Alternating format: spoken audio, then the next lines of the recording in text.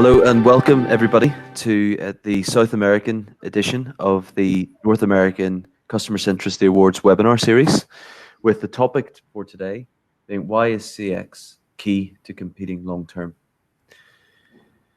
So this is part of, as I mentioned, the North American Customer Centricity Awards, which is a program we will be running in Dallas, in Texas, in June this year.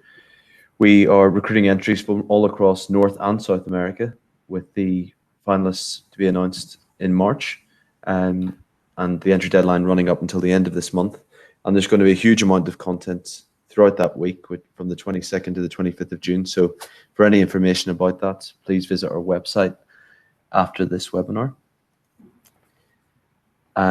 And today we have two fantastic speakers. We have Rodrigo Edwards, who's the Executive Director of Loyalty Metrics from Chile. And we have Bruno Guimares, who's the Director of Membership Growth at the Mobile Marketing Association. A big welcome to both of you. Rodrigo, if you don't mind me starting with you, would you just like to give a brief introduction about who you are and what you do at Loyalty Metrics? Sure. Thank you, Mark, for the invite. This is really excited to be here. I'm really excited about CX, so really appreciate the invitation. I've been around CX for about 15 years now. I'm the founder of Loyalty Metrics, and this is a consulting firm on designing and implementing CX strategies, right? And I've been around in different ways. I've been in academia, studying a master's degree in management, and knowing the people who invented NPS and all of them in the US. So it's been really nice from the start. I've been an employee, right, in charge of designing and implementing BOC programs in 7 different countries in Latin America. I did that in 3 years, and then we had good results, and I decided to become an independent. So I saw an opportunity. I saw the value in CX. So we founded Loyalty Metrics, and I've been around for 6 years consulting big companies in different industries, basically retail, financial, insurance, and others. So I think I have like a holistic view of CX from these 3 different perspectives that I wish I would be able to convey properly today for assistants to get our view and some ideas so they can implement in their own organizations. Brilliant. Thanks very much, Rodrigo. And Bruno, if you'd like to introduce yourself.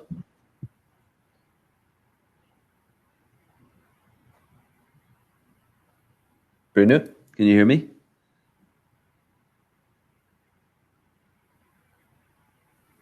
I think we've lost Bruno temporarily. I think so. Yeah. If you don't mind, Rodrigo, with this being a live webinar, as you know, move on to the first question. Yeah, no worries. Yeah. So customer experience is now becoming extremely important, and it is infiltrating the boardroom. So what ways do you think are effective in quantifying ROI for those who are implementing customer-centric programs in their organizations? Right. So firstly, I completely agree that it is becoming within the decision-making process inside the boardrooms right now. This is a topic that I'm really passionate about, and we've invested lots of time trying to tie CX results to financial results, right? Because we feel that this is key to a successful program, tying CX to financial results, right? So in my experience, when you're able to quantify like a single customer interaction, whether it's a positive or negative interaction, it has implications on future revenue and basically to becoming sustainable in the future, right?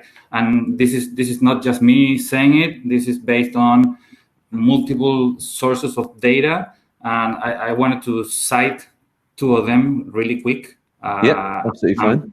I'm talking about Bain & Company research done in 2018, right, to 2,000 CEOs from across the world, where they ask the two what are their views on different topics to becoming successful as a CEO. And the number one topic has been always increasing revenues, right? And in this last survey, customer experience was the second one for the first time. Okay. Yeah, that's really huge because they now understand that CX is tied to revenue, right? To financial and sustainable results. So when I approach a CEO or somebody that needs to or wants to know more about customer centricity and customer experience, I ask them to name what types of equity they see in their companies, right? And they always mentions three types of equity. They mention the financial equity of the company, operational equity, and brand equity. So then I ask them, what about your client equity, right? Because you need to be able to understand how they add value to your company. So there's a way to calculate the net present value of your clients, right? I'm talking about the equity of your clients, right? And you need to be able to calculate your results, your financial results, based on a percentage change in NPS. So if you increase NPS in 1% or decrease it in 1%, how much value you add or how much value you subtract from your equity of your clients, right? So am I getting across? Absolutely. No, absolutely. I'm listening. We're all listening. So yeah. Okay. So we basically came up with a formula, right? I mean, this is just the way that net present value is calculated, and the net present value has different components, right? It involves your number of clients, it involves retention, and it involves your clients' margins, right? Yep. So the idea being that if you increase the margin, whether increasing revenue or decreasing costs, your equity will grow, right? So I just mentioned three components that are within your reach, right? So if you increase CX, you will increase at least one of those three components. So you will increase the net present value of your client's equity, right? And you need to discount at a rate that is not within your reach. So you need to focus on customer experience to be able to increase your client's equity, right?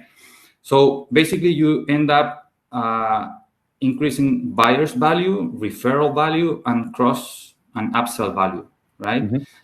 So then the CEO asks us, how do you measure it? And it becomes like a methodology that we created is by introducing different questions on economics within our service, right?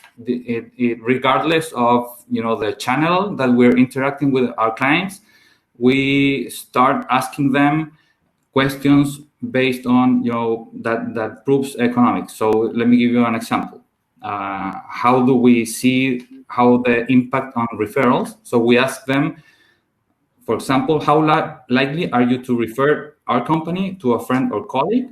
Then you need to measure conversion rates. Then you ask them, how likely are you to buy another product or service from company X or Y or Z, right? And then how likely are you to change companies if something happened, like an increase in price, an increase on I don't know, or different components.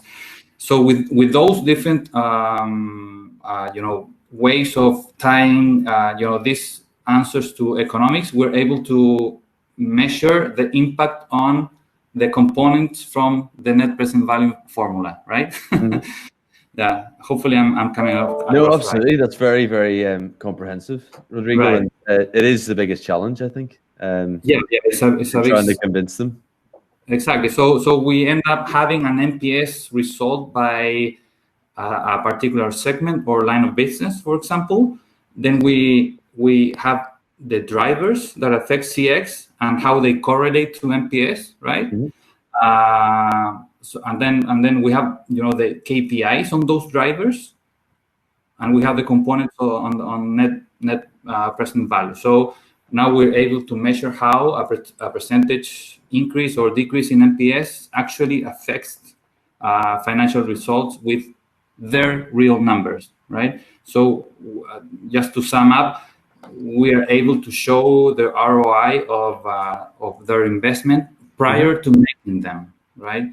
Yeah. So this is really important because it is really difficult to be successful if the CEO of the company does not get it, right? And it's easier for us to make them understand when we're able to build a case, right? And this is the way that we've been building cases to be able to tie CX to financial results.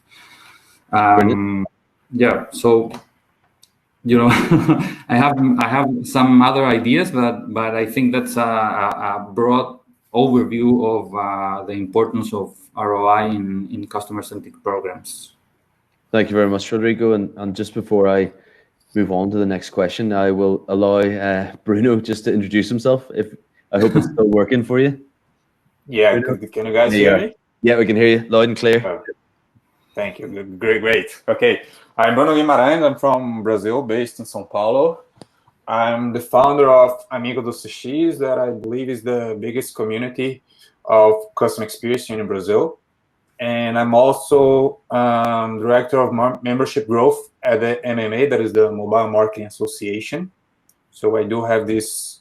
The Amigos do CX is like a part-time job that I do it, and it's like my hobby because I really love the subject, and it's a way to help the market and bring information and bring in new ideas, new trends, and a way to accelerate the understanding of the concepts and how we can expand the customer experience culture here in Brazil. Brilliant. Thank you for that, Bruno. And staying with you, and if you don't mind, I would like to ask this question. So how do you see customer experience capability growing in the coming years? So whether that's from a Brazilian perspective or industry perspective, do you see the talent and capability in CX growing? And how do you see that materializing? Yeah, I see, especially in Brazil, we see a big shift going to customer experience. We see a lot of big companies just opening whole areas of customer experience inside the teams, inside the strategies. But it's still a big challenge because the market is not that mature yet. So I think we still have like a big challenge in understanding all the concepts and understanding all the difference and what is the real role of a CX job description. So first, I believe that the main challenge of our market is to understand what are the skills that we need for a customer experience person. And then another challenge is about culture, that I believe we need to do mind shifting inside the industry and especially inside the companies, because we are really focused on product. Bruno has gone again.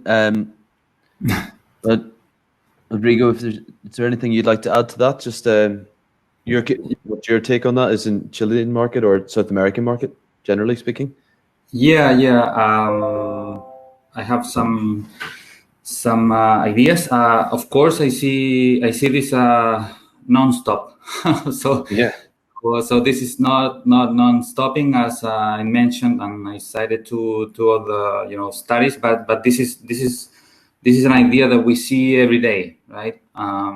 So this is becoming in our view, about survival, basically, right? So as Bruno was mentioning, products and services are becoming more and more about commodities, right? So basically, you need to differentiate yourself from delivering, the same level of experience in every interaction and every perception that your customers have with your company, right? So so we see clients that are more empowered. Clients are more demanding. In Chile specifically, we're in the middle of a kind of a social and political crisis. I don't know if you've heard about it, but clients are demanding faster, better solutions, transparency, and great customer experience everywhere. So that's why I'm thinking about this as survival first, and then about sustainable growth, right? So basically, CEOs and they need to understand that they need to make a decision to execute on customer experience, and that requires, as Bruno was mentioning, defining your skills, basically, defining a clear path, defining your mission, your vision, your purpose, and being able to communicate it correctly to your employees and to your stakeholders. Because at the end, it impacts culture, right, and results. And basically, the way we see it is that culture is the only sustainable competitive advantage that you will have in the next, now and in the next coming years, right? So we see CX is king, and we're really happy to be in the middle of it. Yeah, absolutely. So we see this growing in Chile. Bruno mentioned that in Brazil they're not mature yet. I think we're at the same stage, basically. We do measure in stages in CX implementation, and we've come up with a 6-stage capabilities, right? So the first one, where the company actually denies that CX exists, right? And then there's the discovery stage, the development stage, the implementation stage, the alignment, and then they end up in the culture stage, where everything is related to the clients, right? And that's where we are headed. But there's a lot of companies in the first 2 stages, and so we are doing our best to to help everybody, move to the next stages in CX. Thank you for that. Brilliant. And I suppose that leads us on to our next question, which I'd like to direct to Bruno. Again, if that's all right. So if those are some of the options for improving and becoming more sustainable, then what are the biggest barriers still for a company becoming customer centric? Okay, do you hear me well? So sorry for that. I don't know what's happening. No, loud and clear again. Okay, like what I was speaking, I think the biggest barrier here is changing the mindset, because most companies are still focusing on the process and and what is good for the company in a way of understanding their process, and not from a perspective of the client. So that is the big barrier, because if you want to be a customer-centric company, you need to put the customer in front of every decision. You need to understand what are their feelings, what are their needs, what are the expectations, and after understanding your customer, then you go back to all your process, to all your product, and identify if you are in the right track, if those products are good enough for your customers' need.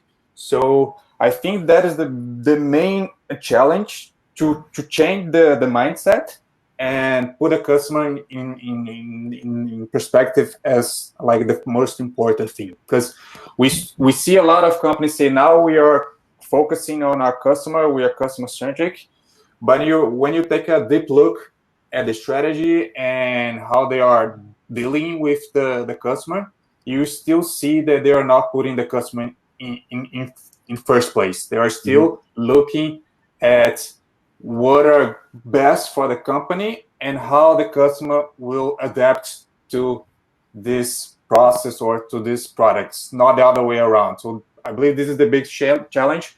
And also putting the employee experience in game as well, because we are speaking a lot of customer experience, but I have the feeling that we are forgetting about the employee experience, and the employee experience is like the biggest change breaker here, because if we have a good employee experience, the employees are happy, the employees are emotionally connected with the company, they will talk to their clients in the same way. They will show the same emotion to their clients. So they will understand what are their role in the company and what they need to achieve to make sure that the customer has a great experience. So I believe those are the two main challenges that we need to focus to make the shift and change the mindset.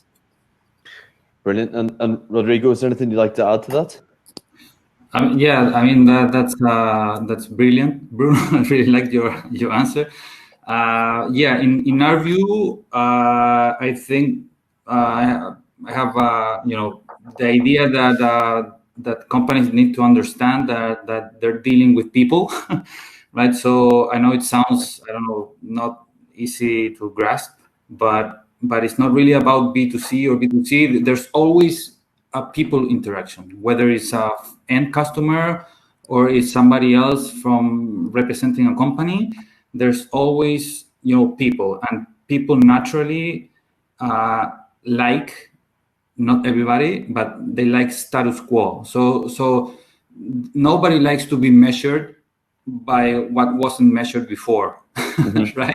Yeah. So customer centricity involves cultural change. So it involves so many issues that will affect employees and will affect everybody involved in a company. So status quo, I think, is one of the biggest barriers. Then I would say that customer experience management, when you decide becoming beyond just measuring, it's about relentless cultural change. And as we already mentioned, cultural change is a sustainable advantage that it involves collective focus, right? So there has to be real-time feedback to employees, as Bruno was mentioning. They need to become involved. There's need to be empathy, and then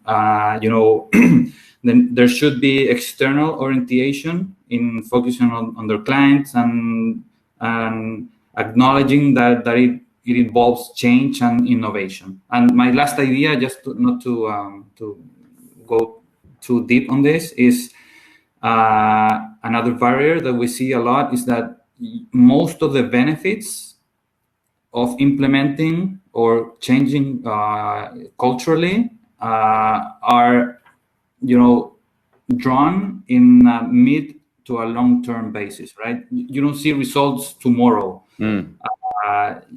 There should be a financial case, as we mentioned at the beginning, and you should be able to implement quick wins, right? But to prove ROI, there should be enough time to be able to prove it correctly. So that's why I'm really focused on that the CEO, and there should be management buy-in from the beginning. Yeah, because it's gonna take some time to see results, and that's a different barrier that we see.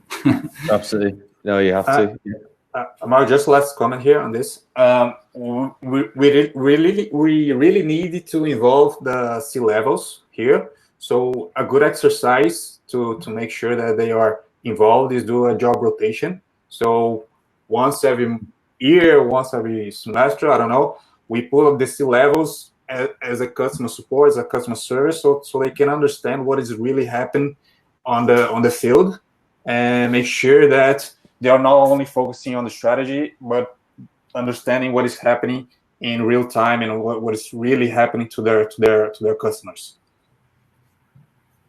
Absolutely. Yeah, thanks for that, Bruno.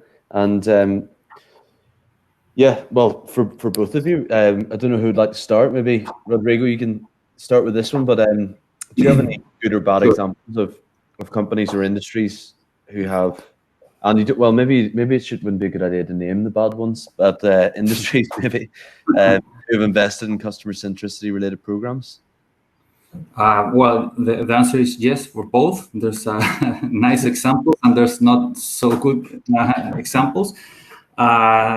There's many examples from what's going on with big companies in the US and Europe. I'm talking about Apple, Zappos, Amazon, and all of that. But I'm not going to focus on those because there's a lot of material in the internet. But I'm going to share a small story or a small example that is really close to us because it is from an actual client. Okay. Right? So we have this client in the retail business. They're one of the biggest one in Chile, and they have offices in different countries in Latin, right? So we started working with them in at the end of 2016, right? And they changed their mission statement to becoming customer centric, right? Mm-hmm. So that was a really big change. So basically, there was management buy-in from the start, right? And this was really a company-wide effort to adapt their culture, right? So we implemented the CXM program, starting with the business case, the governance model, the strategies, the action plans, the investment plans, and all of that. But come 6 months, there was no change at all. So we all started panicking, and we as a consultant, we were panicking as well because we didn't saw results, right? So we talked to the CEO, right, and made the following plan. So he gathered all of their employees, like their 4,000 employees, in a quarterly meeting, right? So we decided to reroute calls live from detractors, right, to make him solve the issues in front of everybody, right? And this is a true story, right? So we would send and reroute the call for him to implement the script that it was handled or delivered to everyone in the company that was customer faced, right? Yeah. And that was the key moment to show everybody that this is real. This is real cultural change when you see the CEO making a call in front of everybody and providing solutions to actual and real clients, right? Yeah. So after 3 months, and this is also a real story, of course, their NPS went from 10% up to 25% in a small period of time, right? So it was amazing results in the retail industry, to have at least in Chile, to having 25. They're in their 40s now, but it's really hard to make this kind of changes, and they made it because it involved everyone. Like everybody saw that this change was real. It showed consistency. It showed consistency, in terms of their mission, their vision, their brand value. The purpose was clear for employees, as Bruno was mentioning. Yeah. They became involved. They really understood what this was all about. And I think that was a key moment that really helped us to understand what it really means to change the culture of a company. So it was good for them, and it was good for us as well to learn on their results.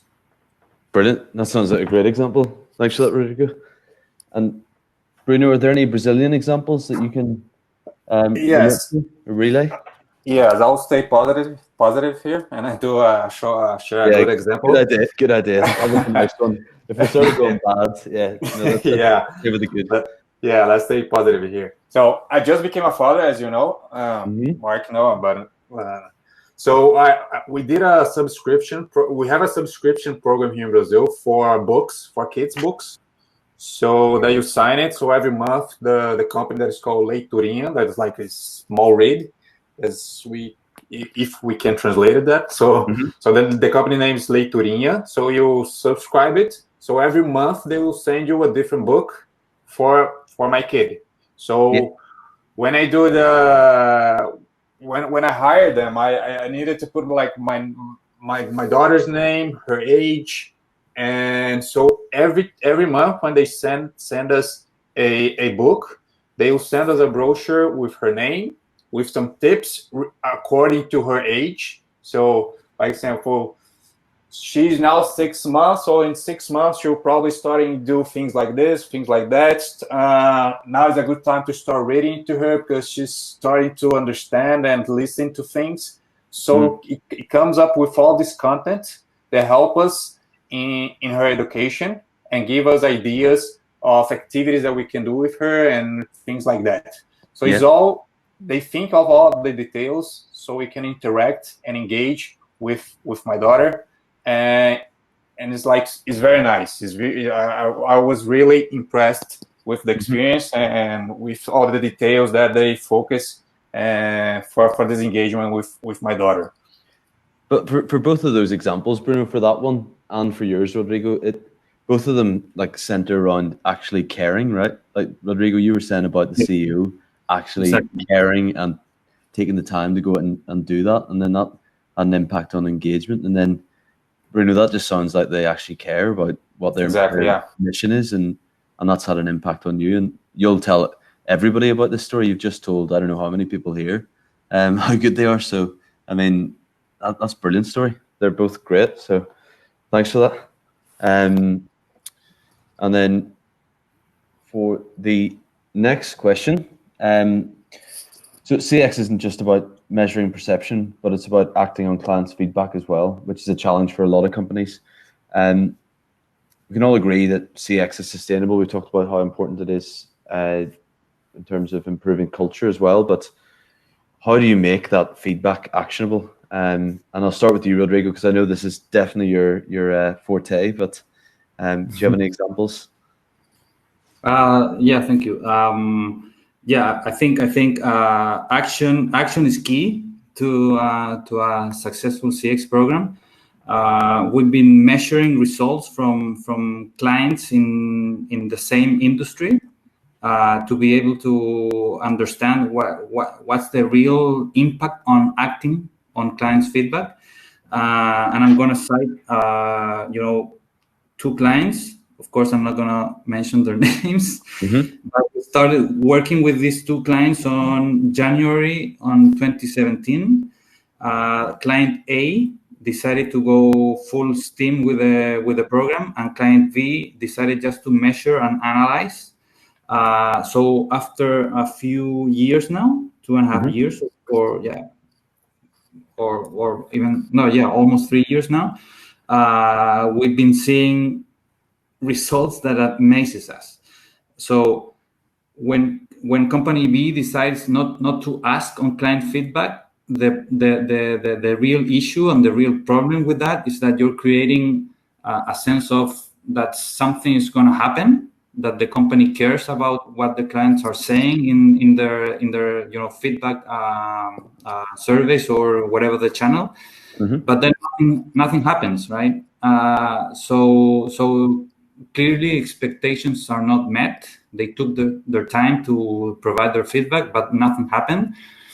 So you can guess what's going on with answer rates or answer rates. They're becoming increasingly lower because clients know that nothing will happen, and they become frustrated. So their NPS went from 5% in 2017 to minus 15% this year. Of course, I'm not saying that this is the only explanation that is that we're able to provide for this big decrease in customer experience, but it is clear that when you really act on feedback, and by acting we mean measuring, analyzing, and then closing the loop in a transactional way, like solving issues like, oh, I cannot find my password on the website, so you need to provide an answer for that really quickly within 24 or 48 hours. But then you need to be able to analyze the root cause of what's making those problems happen, right? And be able to prioritize in terms of time and resources that you're able to allocate to solve those issues from their core, right?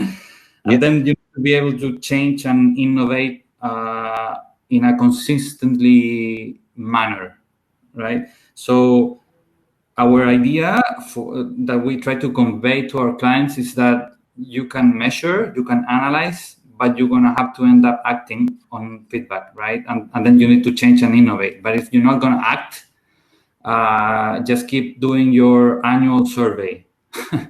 Yeah. But if you are able and you allocate resources and time and employee efforts, you need to do it correctly. Absolutely. Yeah, and we see results from increasing 10% in revenue and decreasing 17% in client costs by keeping claims. Claims where there's a bad experience somewhere. They've been able to lower their claims number to be able to increase the client's equity at the end of the day. It's been good for business, right? It's good for everybody. It's good for the client experience, and it's good for your business. Absolutely. Yeah, that's a great case study. And Bruno, is there any examples for this as well that you've come across? Yeah, it's not an example, but I think it's a perception. I believe we see a lot of the vanity metrics where the leaders just want to reach their business goals and don't care what is behind those metrics, what are behind those results. So they are only looking for the absolute number. So I want to reach an EPS of 70. So what is behind 70? They don't close the loop. They don't go deeper to understand what is happening, even with the detractors and even with the promoters. So I think that is the main problem with metrics sometimes, and the companies are just not acting on it, on the feedbacks. Because if you go to the frequent asked questions or the surveys or the reviews, you probably understand like 90% of the company's problem, because you probably identify some patterns on the feedbacks that you can map and understand where are the gaps and how to correct them. But most of the cases, the companies just don't. It's not that they don't care, but they don't put the effort on those to really understand what is happening and what are the behaviors from the customers to make a change. So if they think and they act on it and close the loop and try to understand what is behind those grades and what are behind those scores, they'll probably see a lot of action and a lot of changes happening from the client for the client. Absolutely. Thanks for that, Bruno. And that leads us on to our last. Can I Go add? Yeah, of course. A brief idea is that I think when you analyze what's really going on, like root causes, and you track what kinds of problems are behind, what's really moving your CX or your NPS or your experience from your clients, you can be proactive, right? So when you close the loop on a transactional basis, you can analyze the casuistic. I don't know if that word exists in English. Well, repeat it again. I'll tell you if you want. No, but you're able to classify it, right? Yeah. And then you act based on that classification to be able to be proactive. So there's some classifications of claims from clients that are going to end up in the public view, right? There's going to be like really massive impact, and the idea being of that resources are limited, right? So you need to prioritize where your time and your efforts going to be put on, right? So if you're able to understand what types of problems are being raised and how you can solve them, depending on the way they're going to impact on your CX, I think that's a good way of approaching proactivity in the way you close the loop. That was the idea that I wanted to mention. No, absolutely. Thanks. And also, when you classify all these clusters of different perceptions and reviews from clients, you can have a clear understanding of what is your best fit as a customer. What kind of customer do you want? Because sometimes you have all this kind of customer, but like 50% are not a good fit. So you're investing money on a client that is not right for you. So closing the loop, you have a clear understanding of who is your client, who is perfectly fit for your products and your service, and then you focus all your effort on those clients that really see the value and really are the right ones for you. And you don't have to like shoot for everyone to bring clients inside and try to just thinking about the number of how many clients do you have. But you need to like have the good fit, the good clients for you, the ones that are really good, that you should really invest on. Yeah, you can't please everybody. That's true. I suppose that goes back to the beginning of the products that you develop as well, and customer personas, and seeing how that fits in the measurement program. Exactly. Yeah. Okay. And so in regards to the experience economy, which is very much in vogue at the moment, we can see that products and services are all becoming the same and becoming more commoditized. So however, do you think that experience will be more important than, let's say, price, or even quality of the product itself? Do you think experience is going to become the most important thing? Yes. Who wants to go first? Okay, I'll do it. Okay, go ahead. So I believe yes. We see if you take a look at the main companies like Apple, Nike, the luxury brands like Louis Vuitton, Tiffany, you can see that all of them are making the move for the physical stores to become more of experimental stores, where you go to the store not only to buy a product, but to have experience with them. And by a chance, since you're there, you're probably buying something, but the main focus is not on selling products. So if you go to a Nike store, you see a lot of storytelling on their products. It's not the model of all those products, sales and all this kind of old retail where you want to sell by any price, but you go into experience mode where you see the storytelling of how was the shoe made, who is behind those shoes, and Nike especially, they put like they pick up like famous athletes to become to endorse the products that they're selling. So they bring the story of that athlete and how he's performing and how he's what is his attitude and how he's what is his image to the market to sell a shoe. So it's not about the shoe, but it's all about the storytelling around the shoe. So I believe, like I said, products and service, they all becoming the same.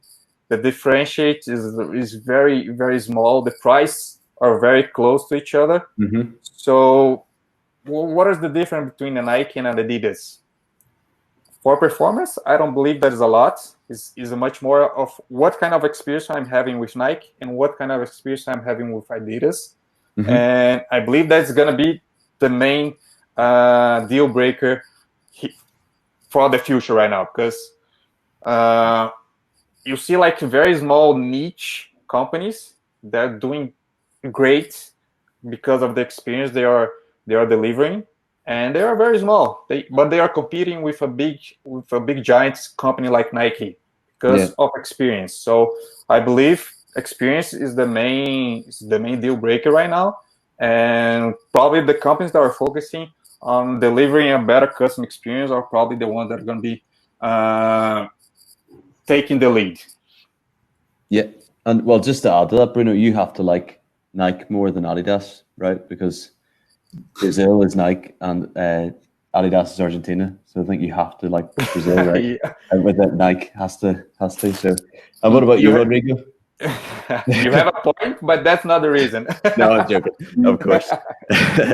But you're right. I agree with your assessment that Brazil is more Nike oriented and Argentina is Adidas. I get it completely. No, of course. I mean, there's no doubt in my mind that this is the case. I mean, CX is gonna be, it's not that I see this all the time, and I cited the Bain & Company study that mentions that 89% of chief marketing officers or chief experience officers mentions that CX is bigger than price, and it's gonna be even higher in the next few years. So this is not just why we everybody that's participating in this webinar believes that CX is going to be huge. It is right now, and it's going to be bigger in the future. And clients are shopping differently. They're more empowered, as I was mentioning before. They are demanding consistency in CX, as Bruno was mentioning as well. So, and there's also social media where you have a good experience and then you post it, and it's not like before that you mention it to your close group and family members. Now the world is everywhere in every experience, so there's just not way around it, right? So as the webinar mentions, it is key to compete long term, and I really agree with that assessment. Brilliant. Just one other point here. The author Joey Pine from the Experience Economy, he says that how much time is the client willing to spend with your brand, with your company? Because we are living in a time that we don't have time. So time is very valuable because we are receiving a lot of information. We have a lot of things to do it. So how to manage time, and how much time I'm spending with your brand? So how can we measure the amount of time that we spend with the company? And that is something that is very important, because if I'm spending a lot of time with Disney, it's a thing that I really like Disney, because I'm spending a lot of time with Disney. If I'm not spending a lot of time with Nike, so it's a good indicator that I'm not good. I'm not very satisfied, or I'm really putting a lot of effort for Nike because it doesn't matter for me. So I believe it's a good point of view to understand how much time clients or spending with the brand, and that can be a good measurement to understand loyalty and satisfaction. Absolutely. And I suppose just to add to that, just a more of an economic question, really. So in Brazil and Chile, is it the same as what it is in Europe and North America, where a lot of the city centers and even the malls are becoming more like full of coffee shops and more activity based than shops and retail based? Is that the sort of trend that's happening there as well, or perhaps it's not happening there? In regards of Chile, that's 100% the case. There's much case studies and good examples on CX based on what actual malls are doing for customer experience. They are live events. They're improving every interaction. They're measuring. They're closing the loop. They're acting on clients' feedback. They're doing such an amazing job. And malls are they're just growing. And I don't see the same trend in the US where I see. Well, it's just not the same here in Chile. Malls are keep on growing based on delivering a great CX experience for their customers. Yeah, definitely. Yeah, in Brazil, especially in São Paulo, I see a shift with more entertainment in the malls, and I even see like supermarkets getting a store inside the mall. Because especially, for example, we have Iguatemi, that is one of the biggest mall here in São Paulo, that is very close to a lot of commercial buildings. So they put a Pão de Açúcar chain that is one of the biggest supermarket chain in Brazil inside Iguatemi. So people just can, after they leave their work, they just pass in Iguatemi, buy their things, and just go home. So I believe there is a shift happening. A lot of coffee shops, entertainments, and kids stuff, playgrounds, things like that. Yeah. Brilliant. Thank you very much, gentlemen. And we have one question from the audience. So Bargav asked the question, so what are 3 factors an individual and an organization should possess for sustainable growth in delivering better customer experience? With the interest of time, I guess it would be a very quick 3 for an individual and 3 for an organization. So Rodrigo, would you like to start with this? Sure. Thank you for the question. Well, if I need to mention just 3, I would say start with management buy-in, which means having a clear mission, vision, and purpose, and being able to provide your employees with a collective focus. That you need to be able to have a customer persona, a customer journey map that everybody understands.